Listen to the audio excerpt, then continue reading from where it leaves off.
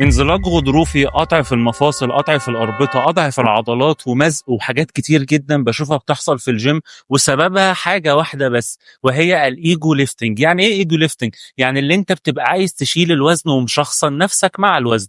الفكرة من كمال الأجسام ورفع الأثقال وأي رياضة في الحياة أو أي حتى لعبة فيها مغامرة، اللي بيبقى فيها زيادة تدريجية في الحمل أو في المجهود اللي أنت بتبذله. يعني تخيل مثلا كده محمد صلاح في يوم وليلة قرر اللي هو يعمل خمسات ستات اللي هو بيعملها دي، او ميسي او حتى كريستيانو. لا طبعا. بس احنا هنا في كمال اجسام وبالذات في المجتمعات بتاعه الجيم متخيلين ان كل حد عمل كده هو عمله في يوم وليله، وده مستحيل يحصل.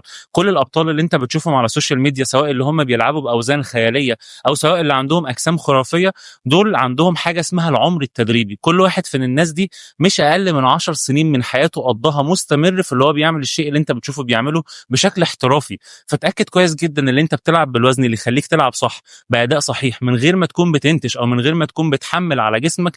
خليك دايما مع احساسك بالعضلات والمفاصل. لو حسيت بحرقان او وجع او احساس غريب غير اللي انت متعود عليه كل مره وانت بتمارس التمرينه بتاعتك، وقف التمرينه فورا لحد ما تتاكد ان جسمك كويس. لان انت الفكره كلها لو انت شلت وزن تقيل دلوقتي ومزقك، فانت هتوقف اكتر حاجه انت بتحبها دلوقتي وهي التمرين. فخد بالك كويس وخلي بالك على نفسك. انا كوتش احمد عجلان، لازم افهمك كويس جدا اللي انت اهم حاجه في حياتك، وانت الشخص الوحيد اللي المفروض تبقى جنب نفسك قبل اي حد تاني. يا ريت تعمل متابعه علشان تشوف فيديوهات زي دي كتير، وتعمل شير لصاحبك علشان هو يستاهل يسمع الكلمتين دول. سلام.